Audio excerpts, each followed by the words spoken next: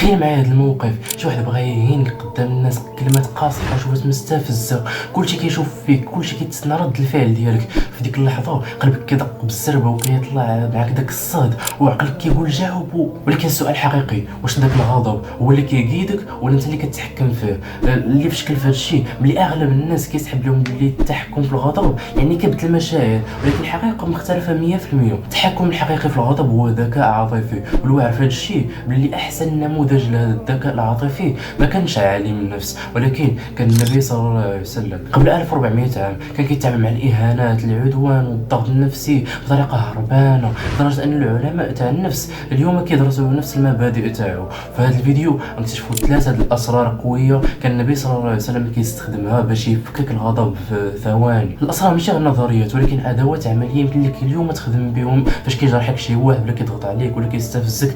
غنكتشفوا اولا سر المسافه، اللحظه الصغيره اللي كتحكم فيها حياتك كامله. وثانيا كيفاش كان النبي صلى الله عليه وسلم كيشوف اللي مورا الاهانه. وثالثا احسن طريقه باش تحول الطاقه السلبيه لقوه ايجابيه. ولكن قبل ما نبداو ندير واحد السؤال مهم، علاش معظم الناس فاش كيتعصبوا كيفقدوا السيطره؟ الجواب غادي يبدل لك حياتك.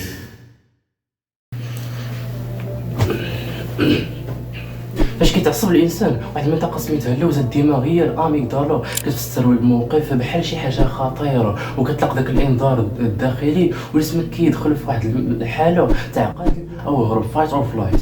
معدل الضربات تاع القلب كيرتفع، ولكن كان كيتحكم في اللحظه اللي كتسبق رد الفعل. وهذه هي اول قاعده من قواعد الذكاء العاطفي، سر المساحه، قوه التوقف. كاين واحد الفكره عميقه في علم النفس كتقول بين الحدث ورد الفعل كاين واحد المساحه، وفي هذيك المساحه كاين الحريه تاعك ولا سيطر الحدث مباشره على الرياكسيون تاعك، فانت خدام بلا ما تفكر. ولكن ان دخلتي هذيك المساحه كتولي انت القائد. والواعر ان النبي صلى الله عليه وسلم كان كيستخدم هذه المساحه. غنعطيك واحد المثال زوين. كان واحد الراجل كيشد النبي صلى الله عليه وسلم من الرداء تاعو بالجهد حتى ولا اثر في عنقه، وكيقول ليه اعطني من مال الله الذي عندك. تخيل الموقف، شد من جسمه وقاحه عدوانيه. وكيفاش رد النبي صلى الله عليه وسلم؟ واش غوت عليه؟ واش تعصب عليه؟ لا، ابتسم وطلب يعطيو الراجل داك الشيء اللي بغا. وهاد اللحظه الصغيره من الصمت هي المساحه. علاش داك السكات قوي؟ فاش كتسكت شويه انت كتعطي عقلك القدره باش يفكر باللوجيك. دابا داك الغضب هو مثلا كيبغي غير ليسونس نيشان، الصمت كيقطع داك ليسونس. النبي صلى الله عليه وسلم قال اذا غضب احدكم وهو قائم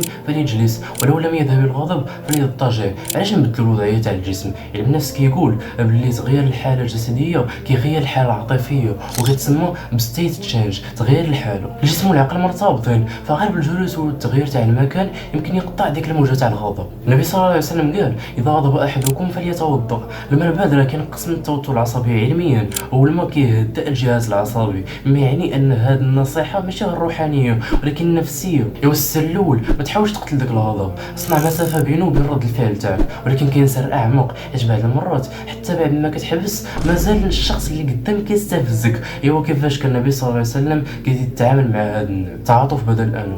معظم الناس فاش كيهينوا شي واحد كيركزوا على واحد الحاجه، الاهانه، ولكن النبي صلى الله عليه وسلم كان عنده منظور مختلف. المشكله اللي مورا الاهانه وفي علم النفس كيتسمى بالتعاطف الادراكي، القدره على فهم ما يحدث داخل الشخص الاخر. نعطيك عاوتاني واحد القصه اخرى زوينه. جا واحد الشاب عند النبي صلى الله عليه وسلم قال له يا رسول الله اذن لي بالزنا. الصحابه تعصبوا، ولكن النبي صلى الله عليه وسلم ما تعصبش، ما هوتش عليه، ولكن سولو اترضاه لامك؟ قال لا. وترضاه لاختك؟ قال لا.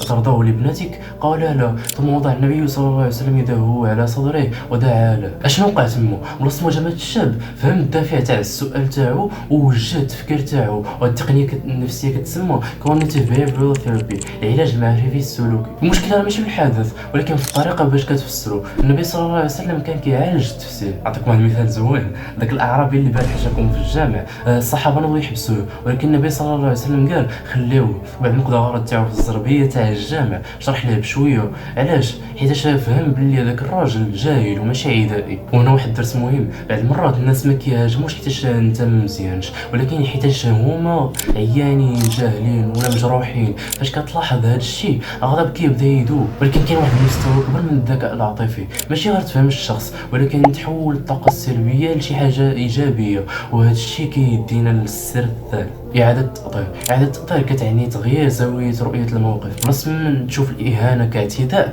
راه فيها فرصة باش تتعلم ولا تاخذ الأجر. أحسن مثال فاش تعداو أهل الطائف على النبي صلى الله عليه وسلم وشيروا عليه بالحجر حتى كيقطر الدم من رجليه، جاء ملك الجبال وقال له لو شئت أطبق عليهم الأخشبين، هي فرصة الانتقام. ولكن شنو قال النبي صلى الله عليه وسلم؟ قال بل أرجو أن يخرج الله من أصلابهم من يعبد الله. هذا هو أعلى مستوى من إعادة التأطير، بلاص من رؤية الألم شاف لهم مستقبل حسن. الرسول صلى الله عليه وسلم كان كيدعي كاع مع دوك اللي خسروا معاه، وكان كيقول عليهم اللهم اغفر لقومي فإنهم لا يعلمون. لاحظ اش قال لا يعلمون، هذا هو إعادة التأطير. تحول الإهانة للجهل كيحتاج الرحمة، وهذا الشيء كيبدل كل شيء. علاش العقل فاش كيبدل القصة حتى المشاعر كيتبدلوا. إلا بغينا نلخصوا الذكاء العاطفي النبوي في 3 الخطوات سهلة ولكن عميقة. الأولى دير المسافة، حبس اسكت وبدل وضعيتك. الثانية فهم الشخص قبل ما تحكم عليه، وقيل المشكلة ماشي فيك ولكن المشكلة في العقدة اللي هز معاه. 3 شوف الموقف بطريقة أخرى، الإهانة يمكن تكون فرصة والعصب يمكن يكون باب للحكمة. وفي الآخر القوة الحقيقية ماشي هي تغلب الآخرين ولكن في أنك تغلب النفس تاعك. وكما قال النبي صلى الله عليه وسلم ليس الشديد بالسرعة إنما الشديد الذي يملك نفسه عند الغضب. إيوا السؤال دابا في المرة الجاية فاش كيعصبك شي واحد، واش غتخلي العاطفة تحكم فيك ولا غدير مسافة صغيرة اللي يمكن تبدل حياتك؟